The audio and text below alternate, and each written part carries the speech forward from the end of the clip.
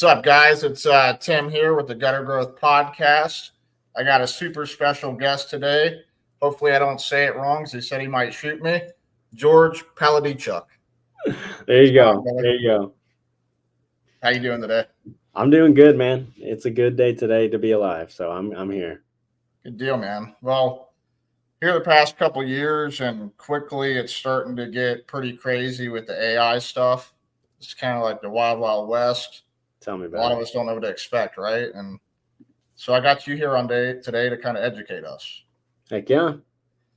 So yeah, man. So it started with me just, I don't know, about maybe 2 years ago, I started playing with it just to kind of help me with content and stuff. And it's come a long ways. And even with how I use it, I keep Chat GPT on my phone and my app, and I talk to that thing probably 30 minutes a day now. Right. But no, me too. I've been using it a whole lot more recently, but yeah, man. So tell me, man, what's the best way you think for a gutter guy to use AI, or how would you use AI if you were a gutter guy starting out? Yeah. So this is a question that I get pretty often. Majority of the time when I go on a podcast, I go on a webinar, I talk to people in real life. They always ask me, or I always ask them, I'm like, how much do you know? Like, what do you know about AI? What's your experience level? And most 99.9% of people know what AI is. They've heard people talk about it. They understand that it's changing the world and blah, blah, blah. It's on the news. It's everywhere. It's on Facebook. And so most people know what AI is. They just don't know really how it works. They don't really know what it is. It's kind of a lot of vaporware. Like, a lot of people don't know how to use it very well. And so that's the main question that I get is like, okay, I'm a business owner. I have been hearing all this stuff, but like, what's the deal here? Like, what do I actually do? And the thing that I always like to start out with is, if you have never used AI before, the perfect time to start is today. The best time to start was yesterday, and the even better time to start is today. And if you've never used AI before, and this is the same advice that I give to everyone, if you've never used AI before, you have no idea how it works, you don't even know what's going on, what I would do is I would just at least look up like some short little YouTube video of like AI basics, right? Like how to use ChatGPT, how to use AI for beginners, right? Something simple so you can at least go through and learn about it, because there's all types of different AI. There's large language models, which is LLMs, which is what ChatGPT is, right? There's AI agents now. There's all these different things that have come out. And I would always recommend that you just get a foundational knowledge of, okay, what is it? Like, what does this actually do? And at the basis, pretty much like at a basic explanation, is AI is a very large computer that has learned on a lot of data, mostly from the internet. And I'm going to use ChatGPT as an example, because most of the time that's what people know. Yeah. So like ChatGPT is an LLM, which is a large language model, which is basically an AI program that's trained to talk like humans talk. And it's trained to answer questions like humans answer questions. Mm-hmm. It's gaining information from the internet, right? From all this data. And so when OpenAI trained ChatGPT, they trained it on all this data and said, basically, at a very, very simple level, they said, basically, okay, ChatGPT, based on all this data that we just fed you, based on all this information that we have out there in the world, go and answer these people's questions. Go and talk to these people in a way that humans talk. And they trained it how to talk like humans. They trained how to interact. They trained it how to do this. And that's what a large language model is. Yeah, it's a collection of human intelligence. Yes, exactly. Now, something that's happening right now, and I could get into this like crazy, but what's happening right now with more advanced AI, and not saying ChatGPT isn't advanced, but with other things that OpenAI is coming out with and other AI platforms, what's happening is AI is starting to become independently intelligent of the training that we give it, right? And so it's starting to become intelligent based on the responses that it receives. So it's trained on all this data. It has all these interactions with humans. It has all these interactions with tasks, whatever they are.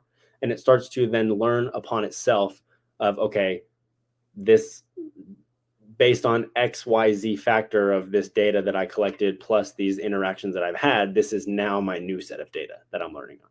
So pretty cool. So it has its own life So this is what I found. Okay, so you're telling me my clogged gutters caused all this? I had no idea. Yeah, unfortunately, most homeowners don't think about their gutters until this kind of stuff happens. Wow.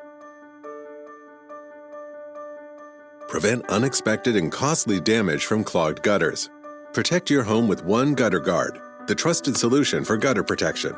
Call us today to find out why more homeowners are choosing One Gutter Guard. Own logic is what you're saying?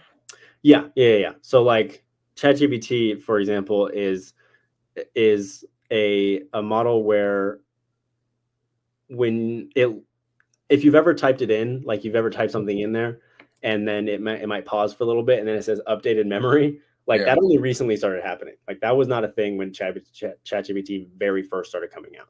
Yeah. And so it's now able to learn upon itself and use human data as like its input data as a response as well. So I'm trying really hard here to keep it super simple. Like I don't want to get crazy nerdy on it because I know like it's just going to go over most people's heads. So yeah, but in large part, AI is basically just a very, very large computer program that has near infinite knowledge, or as much knowledge as humans have at this point, that can do tasks. They can provide answers to questions. They can provide strategic insight. It can do research. It can look things up for you. It can do more in-depth research like market research, which I've used it a ton for. There's a lot of different things that it can do. And to go all the way back to your original question of like, how can a gutter guy really get in with this stuff? If you really have never used it before and you've never been around that world, my first thing would just be learn ChatGPT, learn how to interact with it, learn how to just mess around with it. Really just log in and just start messing with it. Ask it weird things, ask it to do weird things, ask it to do things you probably don't think it can do, and just see what you can use it for. Because the mistake that I see everyone making is thinking that there's only one way to use AI. There's only one way to use this technology. There's only one way to get something out of it. When in reality, it's coded and it's based off of you, right? So how can you use it the best? What is your best use case? So that's what I tell most people. So like me, I'm learning it does a lot, but you can make it. You could you could develop it, right? Is I guess the word for it. And what I mean by that is like I have it set up, through the memory thing to let me know when I have a blind spot. And so like as I'm telling it things that I'm doing, or different business plans, or different marketing plans or whatnot, it'll always tell me what my blind spot is. And so like I have an outside entity or whatever, like looking from a higher level and poking holes in what I got going on. But I use it to all my business websites. I upload them. I have it analyze it. I tell it to learn my business and do research on it. And so it's really crazy. And then with the memory, like now that it knows all that stuff, it helps me with things that I ask about the business, if that makes sense. Yeah. So like I'm starting to get better with it. I tell it what I eat. I help it with my diet. Yep. I mean, it's really endless what this thing can do. Yep. Someone was saying that like it's still going to be people with high IQ or smart people that excel with it. It's not necessarily going to be a level playing field, because the better you are at using it, the more that you'll get out of it. Right. I think that's dead on the money. I think it pours fuel on the fire. It doesn't start the fire, Right. Like, so if you're someone who really just isn't all like, you don't even have to be tech savvy, but if you really just don't have a lot of critical thinking, asking it basic stuff, not really having that knowledge anyway, like, yeah, it might help you out a little bit. It'll probably do some things, but it's not going to turn you into a marketing genius if you've never, if you don't know anything about marketing, right? It can definitely help you get from 0 to 1. It can teach you, you can learn from it, but it's not going to turn you into an overnight success from something that you have no idea how to do. And one of the best phrases that I heard early on was from a mentor of mine, and he pretty much said that it's like a jetpack for those people who already know what they're doing. So if you are like, for example, Tim, you're a master at growing trades businesses. You know, you've got Mother's Gutters going, you have the Christmas lights thing that you crushed in, you had a past business that you crushed in. Like, you having all of that knowledge in the background, then adding AI on top of that to maybe help it automate some tasks, to help it strategize, to help you do all these other things. Like, you're just going to go from here to here, right? But someone who is just starting out isn't going to go from bottom of the floor to Tim level just by using AI, right? So you're exactly right. Like, people who know how to use it well and people who already have a wealth of knowledge on a certain subject are going to be able to use it to just excel at that and not, you know, but. And that's why you're telling them to just get into it, plug in, and start playing with it. Right. Really, you're going to learn through doing, right? Exactly. And like, yeah, I do recommend, like, there's tons of courses on there that you can take. Like, Google just came out with one that I even was looking through just to learn some cool stuff. Like, there's tons of information out there that you can use to, like, learn how to use AI correctly. But, like, if you are just bare bones, just starting out, like, just use it, just try it, see what it does, you know? Is there any books that you recommend? Oh man, Grant actually just bought this one that was really cool that I liked. And I don't remember what the name of it is, but I do have a podcast that I really like. It's more of a news podcast, so it kind of keeps up on AI news and things like that. Okay. And if I pull it up right now, I can show it to you guys. It's called Last Week in AI, is the podcast name, Last Week in AI. And it's just a news podcast that helps you keep up to date with all the things that are happening. That one I really like, but if you're really looking to get into some, like, basic level books, I believe Sam Altman, the creator of OpenAI, has written a book. Let me double check on that. But I think, yeah, it's called The Optimist. His was really good. Empire of AI, he wrote, also very good. So I would look into some stuff written by Sam Altman if you're really just trying to get into it. I like his stuff. And guys, I just want to comment, like, this is something that you need to do. It's not even like maybe I should look into it. Like, you know, it's interesting. Like, no, like, if you don't look into this now and you don't learn and start getting this figured out now, you're going to get so behind. And this is going to be very rapid. You know, I remember when we switched over from the yellow pages to Google, like, I was working for a company. The guy just dumped 40 grand into the yellow pages. It just quit working that year, like, worked no more. And so then you had this whole, couple years where it was like the wild, wild west. No one knew what to do. And they're starting to figure it out. And like the ones that adapted to Google early and fast, like, they went somewhere. Or maybe some of these social media platforms, the first ones on it, they went somewhere. And then you have all these people that have to catching up. And so, like, this isn't a want or just something you should look into. Like, this is a must do. You really need to read books on this, read podcasts, start playing with AI. Like, this isn't something that you can wait around. And because this thing has its own intelligence, it's going to be very quick with how this fastest accelerates. So I kind of just want to say that. What are your thoughts on that?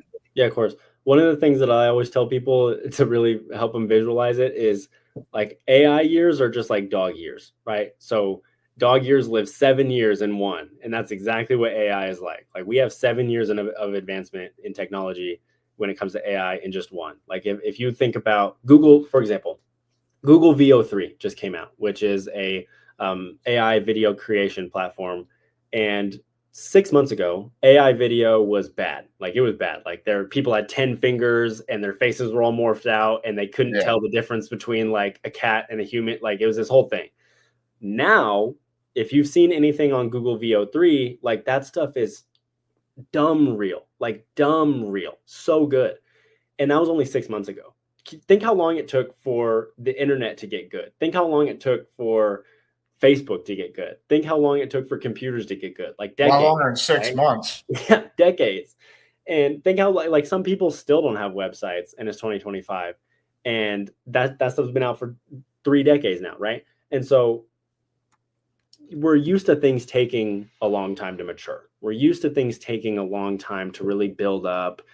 People are like, oh, we'll get the first adopters out of the way. They'll break everything. They'll get used to it. And then I'll hop on the train. First adopters left 5 years ago. Like, this stuff is moving so quickly.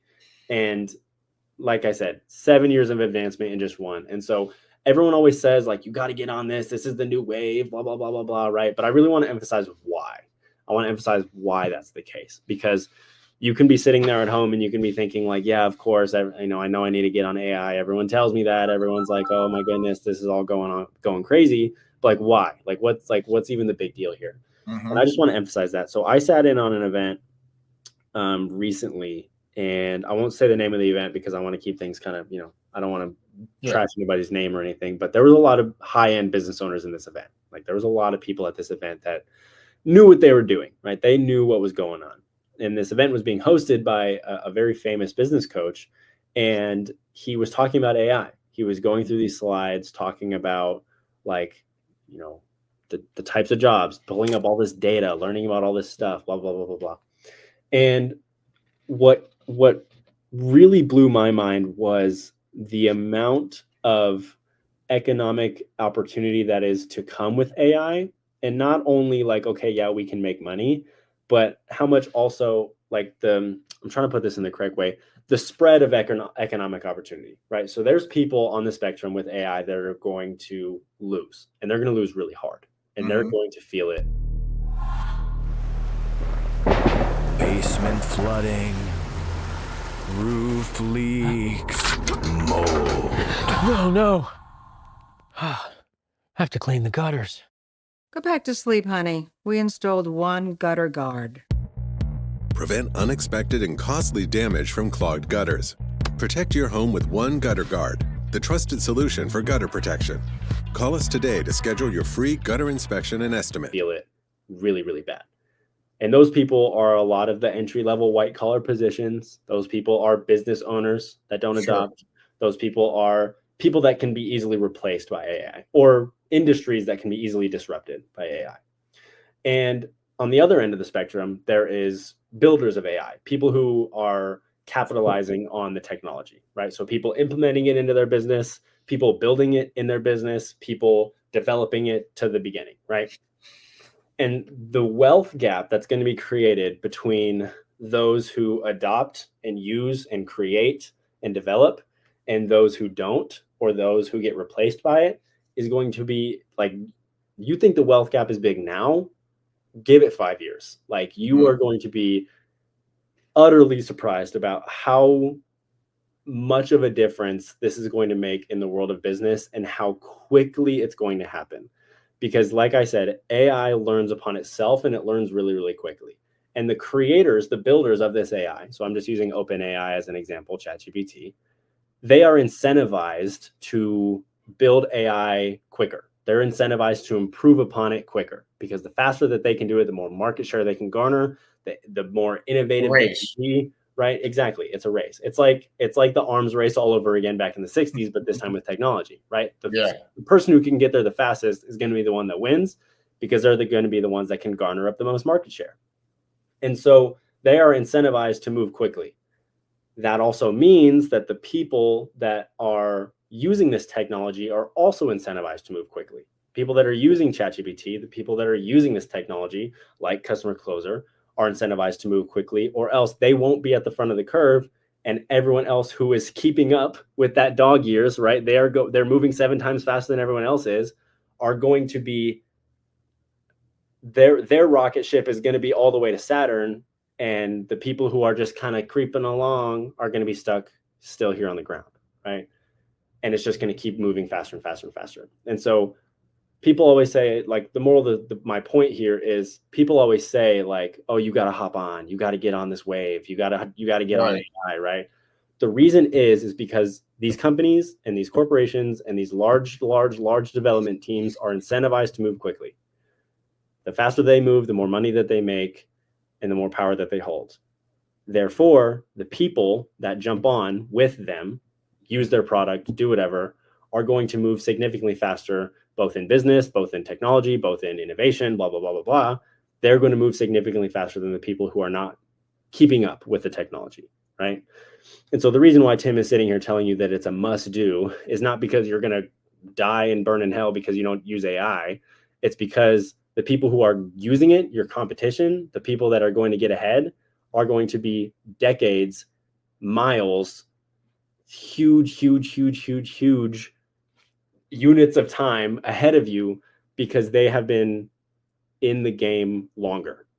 And like everyone always says, this is true for real estate, this is true for investing, this is true for everything. Time in the market is better than timing the market. The more you can learn about something, the longer that you can be using it, the more information that you can have about how to use it best for your capabilities, whatever that is, the better you're going to be and the better off you're going to be. And so, long-winded response, but like, people are incentivized to move quickly, and you are too. And so I would incentivize you to move quickly. George, and that brings me to, so a lot of guys are probably like, okay, cool. So, Chat GPT, I could look it up. It could help me make posts. It could help my life. I could do stuff. But how could I actually take AI and put it into a system in my business? And, that's why you created Customer Closer, because now you're taking AI and you're using it as a tool for automation. Can you kind of explain to people what that is in layman's terms so they understand?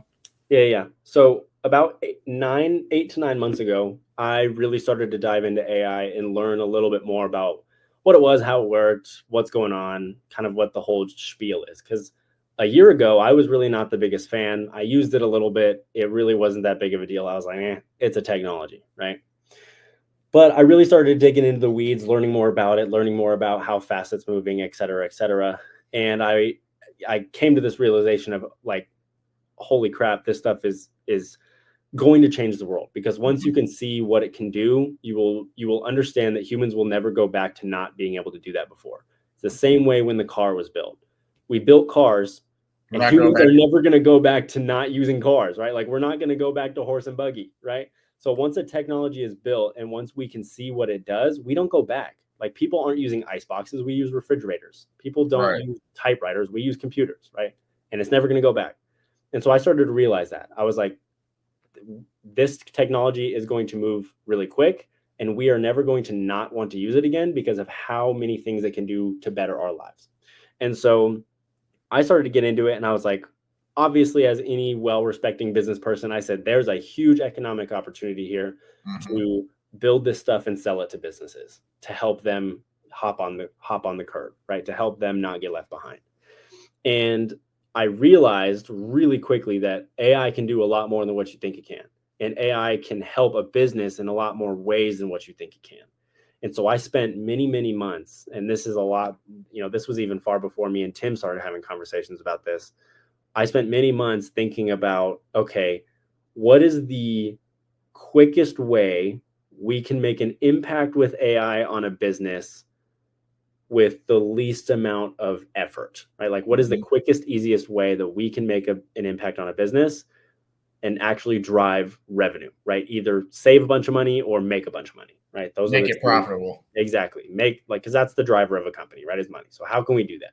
Not only that, but not to cut you off, but it also make the customer experience better. Exactly. So it does that. Exactly. And we'll touch a little bit on that, which I'm excited about. But I was thinking, okay, there's almost infinite opportunities of what you can do with AI in a business, right? So what do I want to focus on to make sure that I'm making the biggest impact first? Because there's a theory that's called foundational AI, and it's basically the truth of there needs to be a foundation level understanding and a foundation level system in a business, so that you're taking the lowest hanging fruit first, right? Because you don't want to start going to the top of the tree when you got 6 apples sitting in front of you in front of your face. And so what we and through my research and through I talked to so many people, what I figured out was the best way to use AI is in the sales process to optimize the sales process. Now, that can mean a million things. So what does that actually mean? So what we do here at Customer Closer, and which is where we were able to figure out the biggest impact of AI, is take AI employees, so build personas of AI that act as employees, and place them into the sales process to follow up with leads, to conversate with leads, to close leads into actual estimates, and to close all of the gaps in between someone being interested in your service and someone actually being on your calendar. Because Tim knows this, but a lot of you might not know that I used to be in the marketing space. I ran a lead generation company for gutters for a while, like almost 2 years, which is not a while for some of you guys, but for me, that's a long time. Oh yeah. I ran a lead generation company, ran ads, SEO, websites, all of that.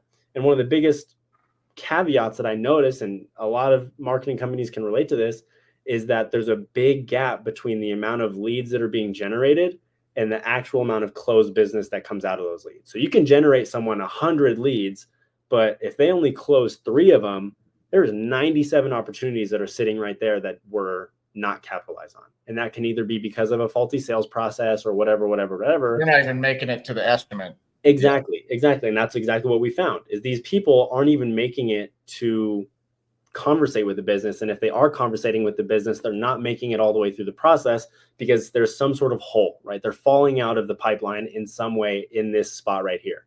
So through a lot of research, we figured out, okay, it's because 2 things. Number 1, people aren't following up with their leads fast enough or frequently enough. Now, there's a ton of research out there, and I'm not going to pull up all the stupid, crazy statistics, but a lot of business owners know the faster you follow up with a lead, the faster you contact them after they opt in, after they call, whatever, the more likely you are to earn the sale. Sometimes something like 9 times more likely to convert if you follow up within 5 minutes. And then it's like 13 times or something within the first 60 seconds, something crazy, right? And so for most businesses, that's really kind of a fairy tale, right? For 99% of companies, like they don't have someone there that can follow up like that in a business unless they're paying them like 80 grand a year just to sit there and stare at the phone all day to make sure that every time something comes in. Exactly, right? And so that's number 1. And the number 2 is following up frequently enough, right? And I'm guilty of doing it. Tim's guilty of doing it. We're all guilty of doing it. We don't follow up enough. We don't want to be annoying. We're saying, oh, if they actually want our service, they'll come back to me. Like, you know, if they're actually serious, they'll give me another call, right? I've heard that a million times. I've said it a million times. It's a fault of our own.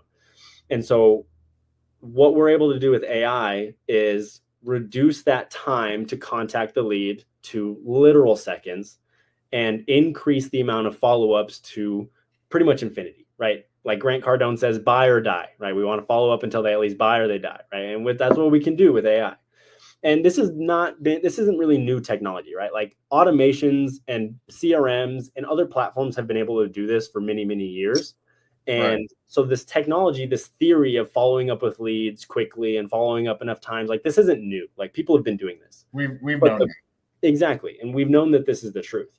But where AI comes in to make this 10 times more valuable than just following up quickly and just following up frequently is we can now use AI to help conversate with these leads.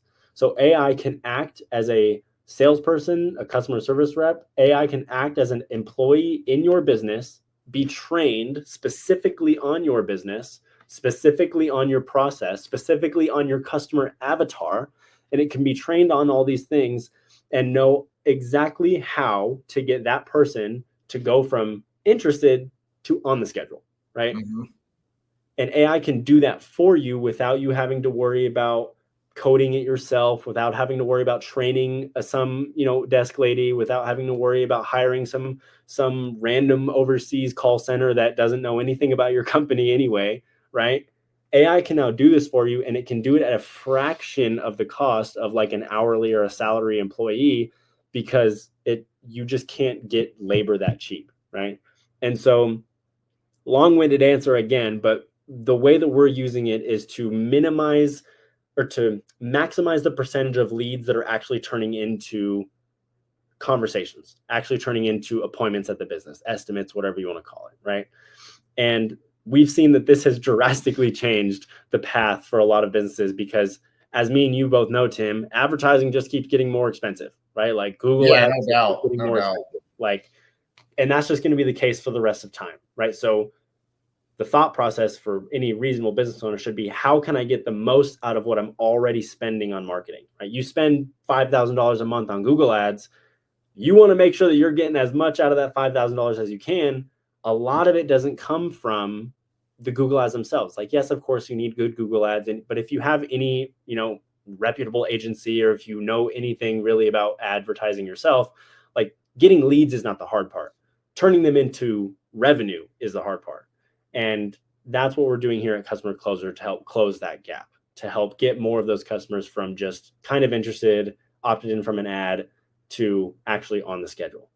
So kind of just to dumb this down for everyone. Yeah. Like my frustrations when I got Mother's Gutters going before we got this implemented is it's like, we're running some ads now and we're getting some calls or we're getting some forms filled out. But it's like, man, every form's coming in after hours. And like, we don't have someone in place there to go ahead and make that call immediately. So now it's like setting off to the next day. Yep. And, we're going to call them 9 a.m. or whatnot.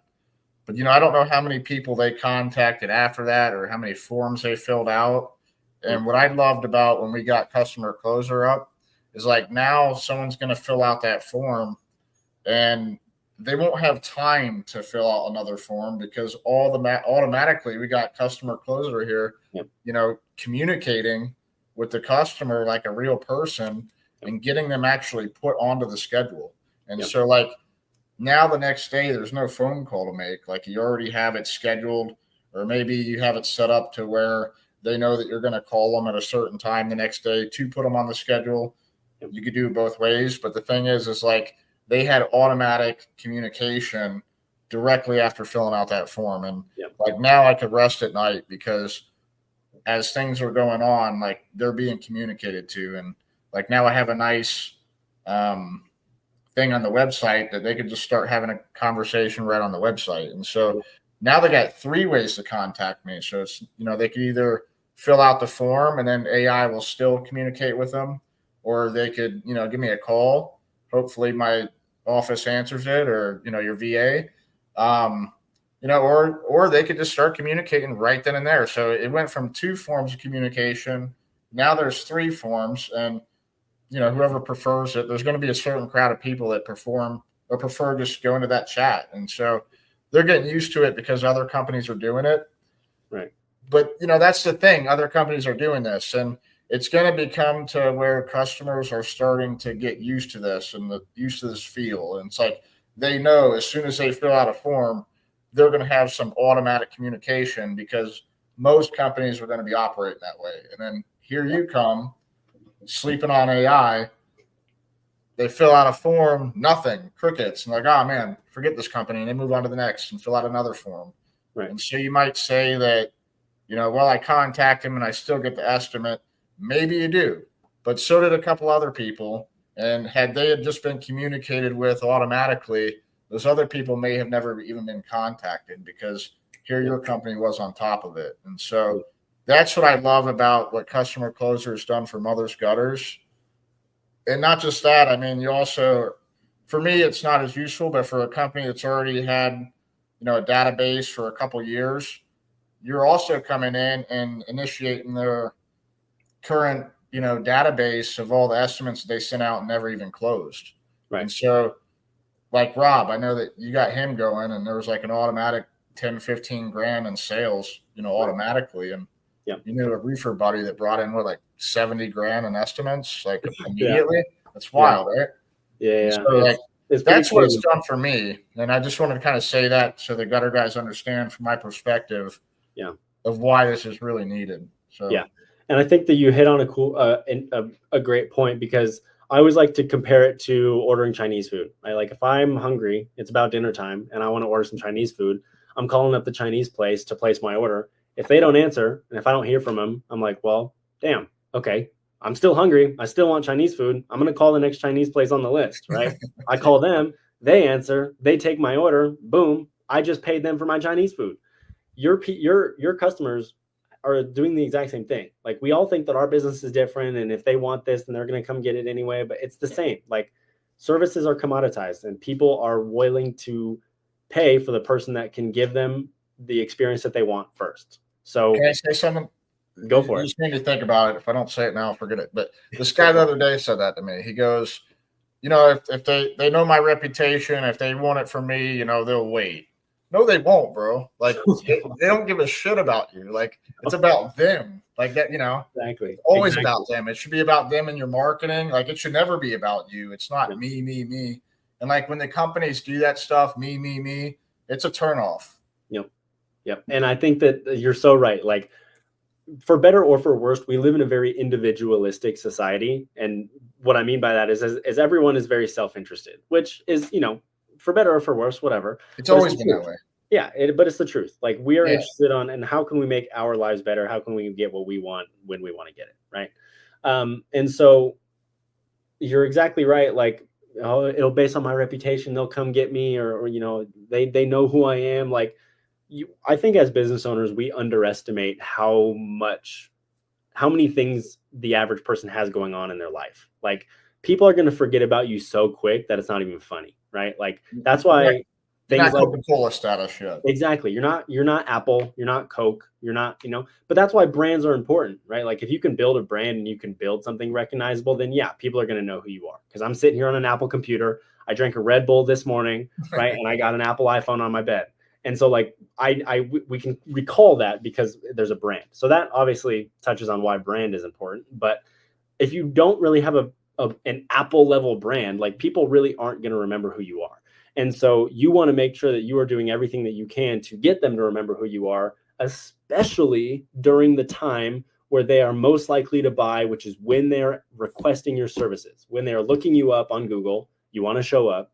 When they're looking on Facebook, you want your ad to pop up. And they say, you know what, my gutters are leaking, or you know what, my whatever is doing whatever, right? This ad is speaking to me. Boom. They're going to have a really large amount of interest in a very short period of time. And so as a business, you want to capitalize on that interest as quickly as possible.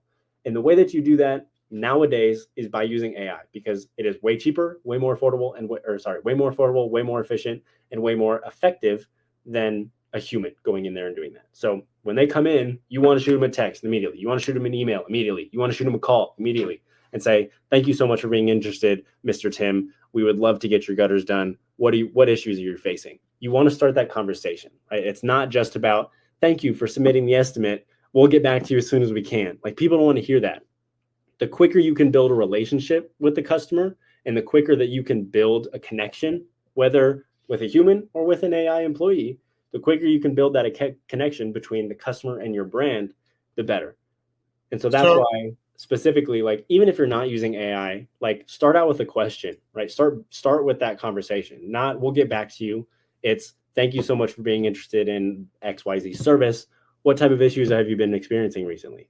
Starting that conversation is so important. And you want to get those conversations started before they, like Tim said, before they even have time to call the next Chinese restaurant on the list, right? Right. They don't have time now. They're No. committed. They just booked an Exactly. estimate. Exactly. You know, another thing that really impressed me, and this goes back to the employee thing, right?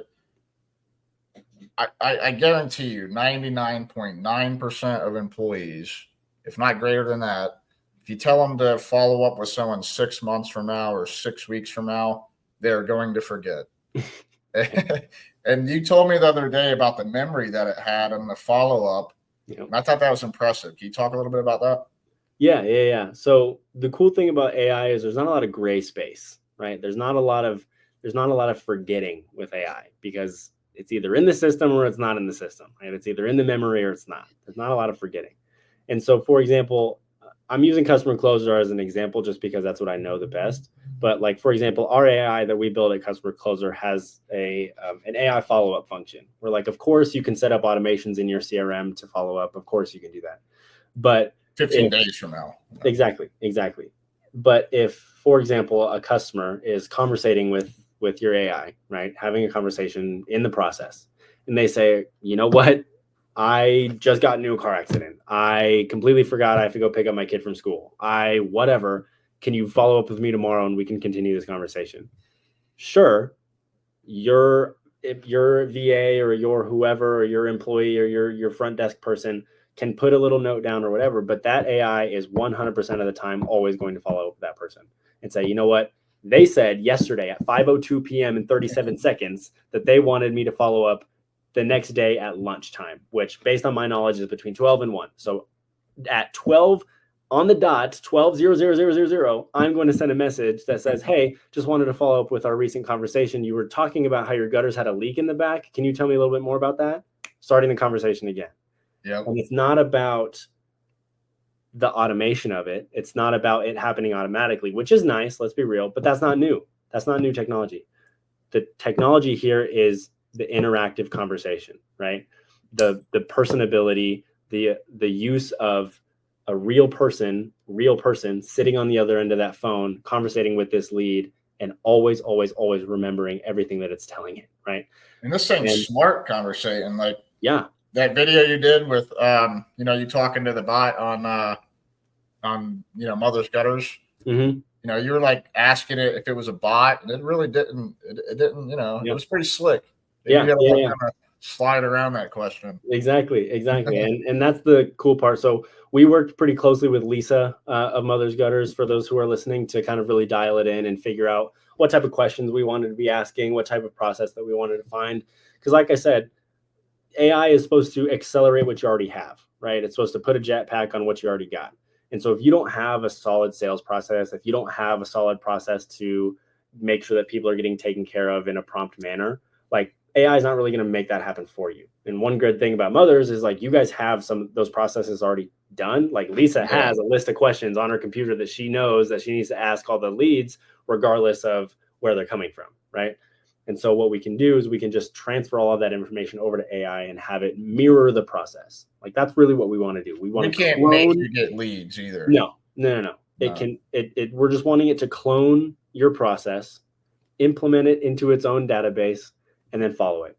That's all it does. George, obviously this is for companies that actually get leads. And if you're not at that point where you're getting leads, I mean, work on that. You should be getting tons of leads, right? But right.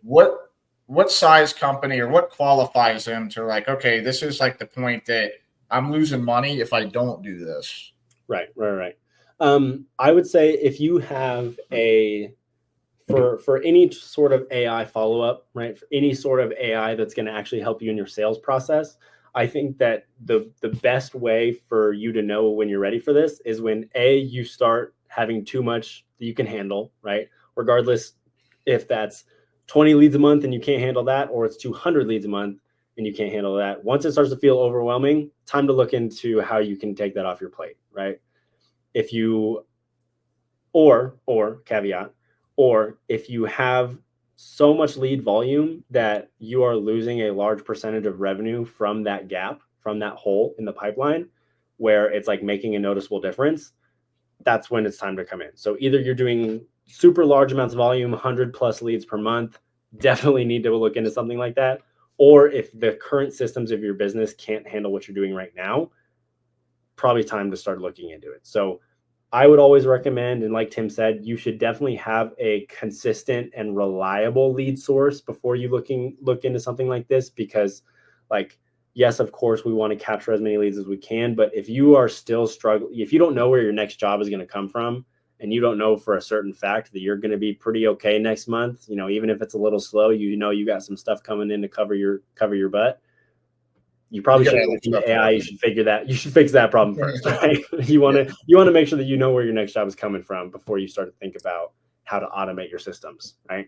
For me, the value, just to simplify it, I would say, like, once you're getting 5 forms a week that are filled out, like, that's 5 people that are not getting automatic follow-up. That's 20 people a month not getting automatic follow-up. And I'm sure it's going to follow with more people than that, because you're not going to be able to answer the phone every time.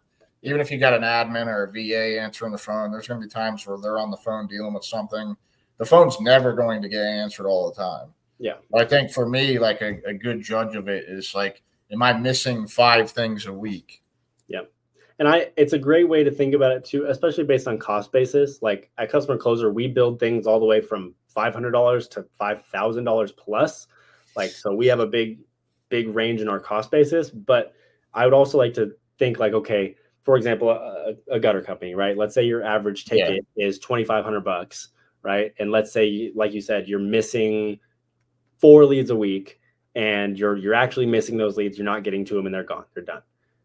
If we could follow up with the rest of those leads, turn them all into conversations, turn at least some of them into estimates, and maybe just get 1 extra job per month or per week, whatever that is, per week, 1 extra job per week from following up with your leads. That's an extra average $2,500 per week, extra 10 grand a month in jobs, just because you were able to follow up with 1 extra person who wanted to buy, right? Or four extra people, but 1 of them turned into an actual sale, right?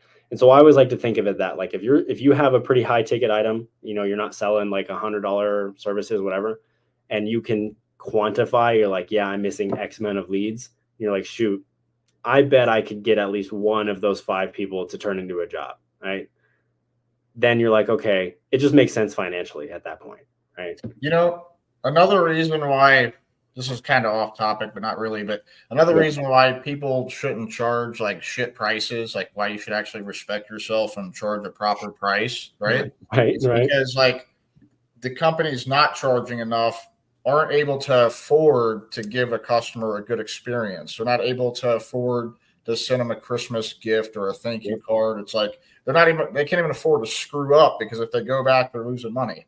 And so if you charge a proper price, of course, customer closer is going to close more jobs for you. Of course, 1 job a week, I don't know, 10 jobs a month. I really don't know. It's going to do more. But the thing is, I guarantee you this, everyone that fills out a form, which is a lot of people throughout a month's time, they're going to have a better customer experience. And you're literally giving them better customer service because you're not ignoring them, and you're automatically showing them attention as soon as they're kind of, inquiring about your business.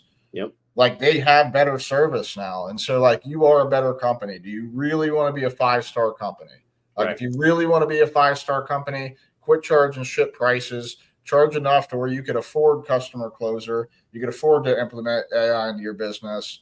And like now you're just simply a better business. Yeah, you'll close 4 or 5, 10 more jobs a month, but who cares about that? If you're charging enough now, like you're charging enough to give that customer top service. And that's part of the reason why you should charge a premium price. So you can deliver a premium product and service. Yep, exactly. You hit the nail on the head, because I think that that's one of the more hidden underlying aspects of AI is consistency in messaging and consistency in quality, right? Like AI is not going to have an off day, right? Like AI has better empathy than us. Yeah, literally. And so they're gonna have better who told me? I think it was Rob. Rob was telling me that they use an AI in their business. It's not customer closer, but they use something. I don't remember what they use, but they said that they've been using it for a little bit, just trying to test it out.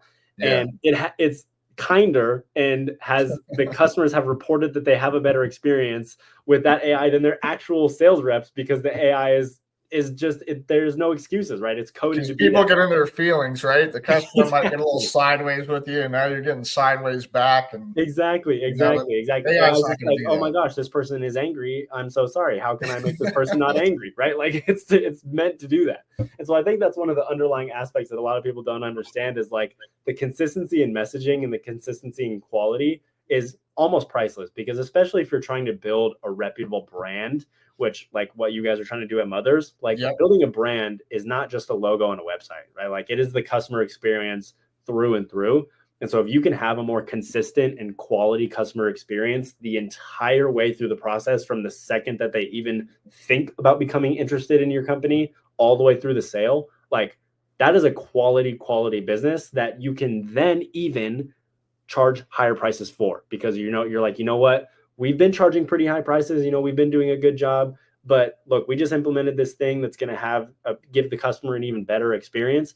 We now can justify an even higher price because we are investing in the customer, right? We're investing in that process. We're investing in that experience. And so you can just, the more and more that you invest in that experience, the more you can justify a higher price.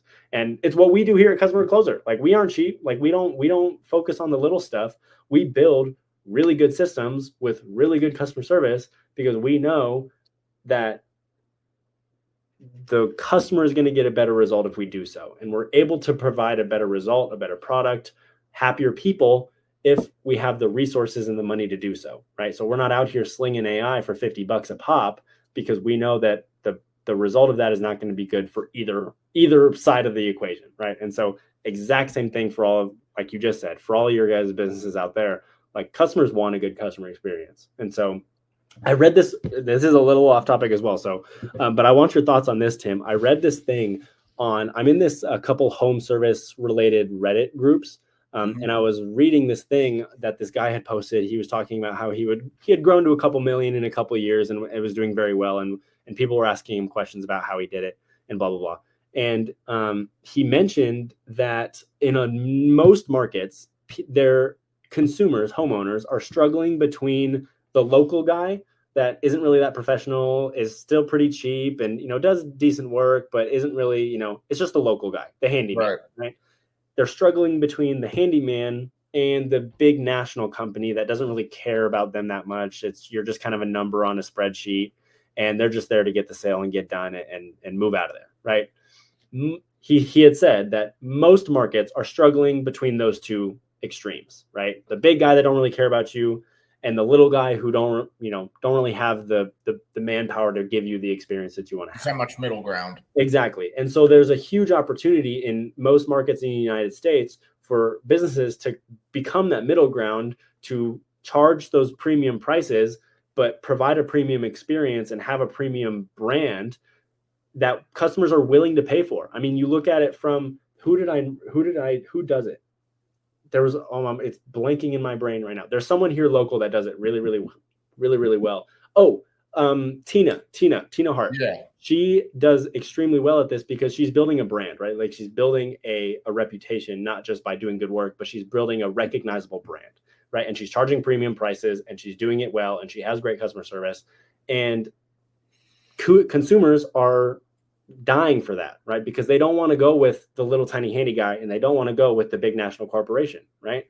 And so if we can, as home service businesses, fit that middle ground and take over that market opportunity, I think personally, and this is just me coming from an outside perspective, and I would love your thoughts on this, but from an outside perspective, there's so much opportunity right in that middle ground to be that company that charges premium price, delivers a premium product, gives a great customer experience, but still feels like the homegrown, local guy who you can trust. And that's kind of what I see you guys doing at Mothers. And so I want you to talk a little bit more about that, of like, do you agree with that statement? Do you think that that's an opportunity, or what do you think there?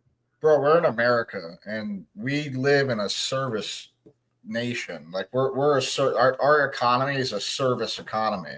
And so there's nobody more than American that'll pay for an experience, And so like, this is the place that we can sell experience, and people will definitely pay for it. And so I'm all for it. I think it's American way, like charge a proper price and over deliver on experience, and that's what we're trying to do at Mothers. Like, it's the whole feel of it. Right.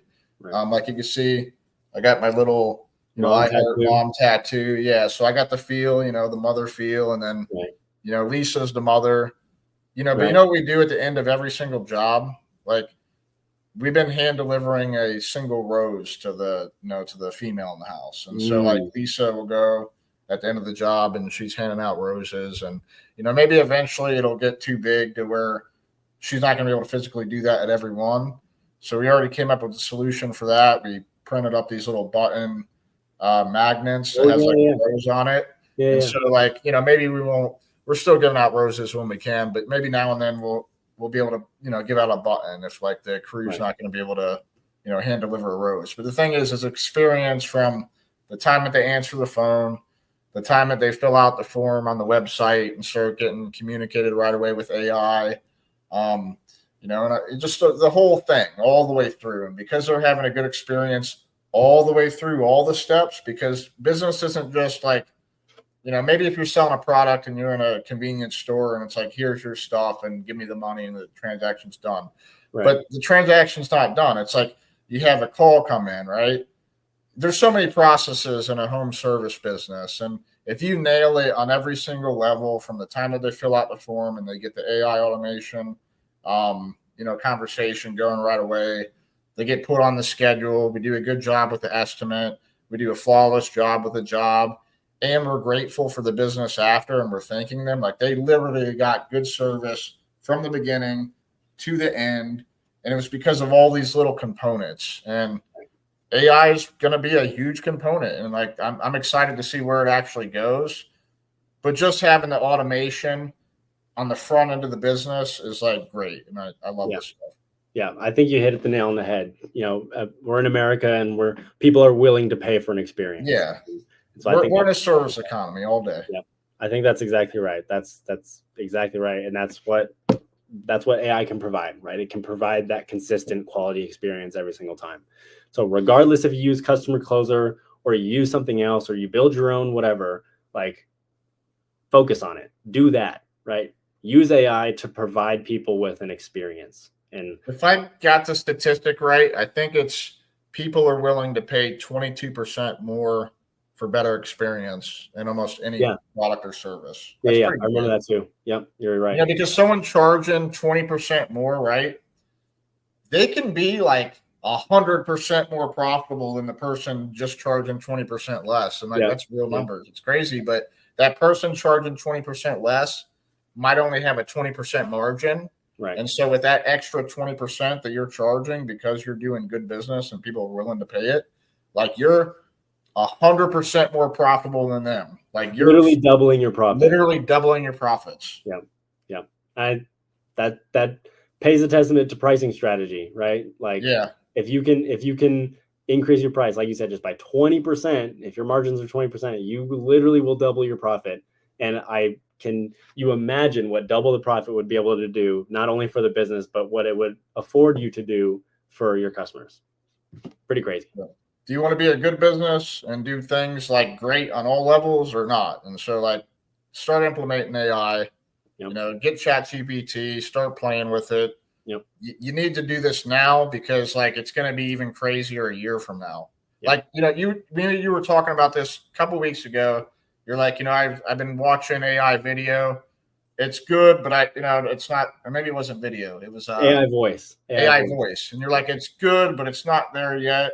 Yep. And then I sent you a TikTok I seen today. And dude, it took me a minute to realize that was AI. I mean, it's still not 100% there, but I think you're probably impressed from where it came from the last time you seen it. Yeah, because that was one of the things that we were looking into implementing at Customer Closer was AI voice. And back when we were looking into it, it really was not good at all back when we were looking into it. It's very good now. Like that TikTok that you sent me, I was very impressed. But I think that the caveat, the reason that we focus on, text and SMS based conversation is because we just see that traditionally phone calls are just people are preferring phone calls less and less and less. And so if we can communicate with them on the channel that they prefer, that's always going to have an increase in conversions. And so, yes, AI voice is valuable. It's definitely something that you can implement. But you know what I noticed? The past, as I've been doing estimates the past couple of years, you could call someone to tell them that you're on their way, and they won't answer. Yeah. And then you turn around and text them, "I'm on my way." Okay, see you soon. Like, exactly. So yeah, you have firsthand experience. Like people are just being more and more separated from a phone call, which, better for worse, whatever. And so the more that we can communicate with them on the channel that they prefer to be communicated on, the higher your conversion rate, the higher customer satisfaction you're going to get. So again, I think AI voice is valuable. Like the one that you had sent me, like that is crazy. I think that that's awesome. But we focus on it text-based just because that's what we see the biggest conversions on. But yeah, AI voice is crazy. AI video is crazy now. Like it's all gonna get crazier. Yeah, so like that exactly. Like we're sitting here like gawking at it like right now. A year from now, we're gonna be watching this podcast again and saying, "What were we thinking? Like that stuff was trash." And then we're gonna be like, "Can you imagine if we knew what we would have had then?" Yeah, it's gonna be nuts. It's gonna be nuts. Good deal, brother. Well, man, I appreciate you coming on here. That was pretty informative. Yeah. Listen, how can they get a hold of you to get a discovery call booked? Yeah. If you want to learn more about AI in general, like if you just don't really know where to start, you don't know what's going on, you don't know how to even think about implementing this stuff, I'd love to talk to you. Or if you are like pretty serious about implementing AI, you understand the value, you recognize that it's something that needs to be moved forward in business. Tim and Mother's Gutters are implementing it. We have a ton of gutter companies across the U.S. that are implementing it right now.